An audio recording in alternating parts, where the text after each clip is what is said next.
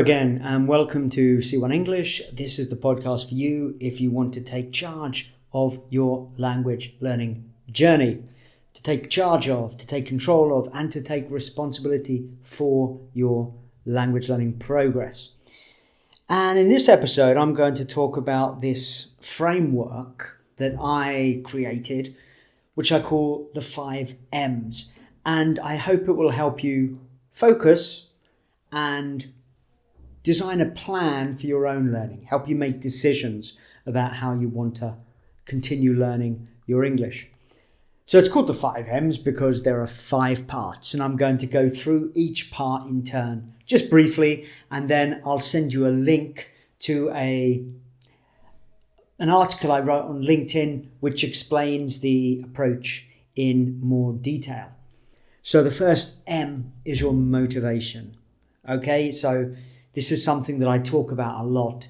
What is your motivation for reaching C1 or improving even further to C2? Okay, where do you see yourself in a few years' time? What do you need to do? What do you want to do? What are you interested in doing?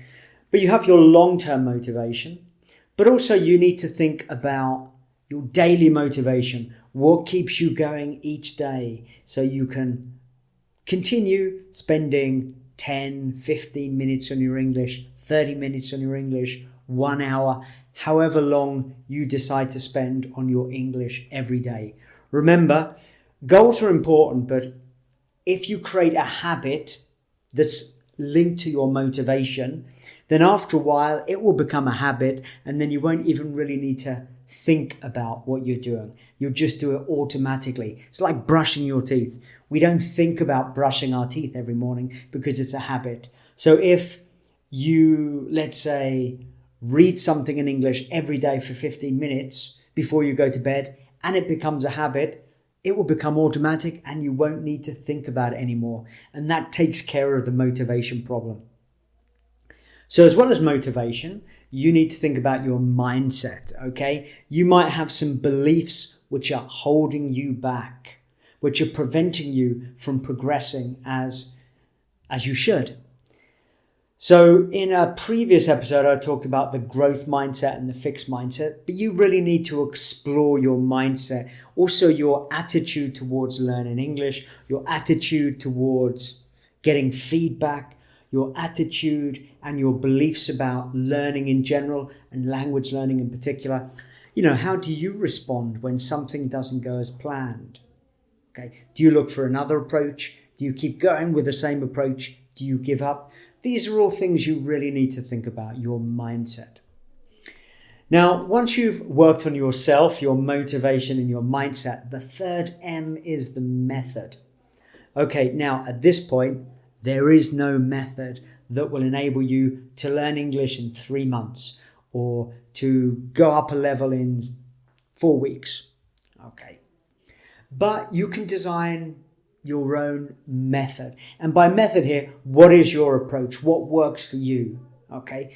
And only you can really decide about that. Now, of course, you can work with a teacher, with colleagues, with friends, with other people, but it's often a case of trial and error. You might have to decide on lots of different approaches and then mix them together to create your approach. Okay? But you've got to be able to measure if it works or not to test the effectiveness of your method. But yeah, think about it. Imagine you're designing your own method. The fourth M is materials. Some people use course books. Some people use podcasts. Other people use apps like Duolingo. You might use YouTube videos. You might just have a really old book that you like to use. Whatever it is, you need materials. You need input. So things you can read and things you can listen to. Where do you find this from? Okay. If possible, they should be interactive. Interactive materials are great. But, materials now in English are everywhere. And now with artificial intelligence, you can basically create your own materials.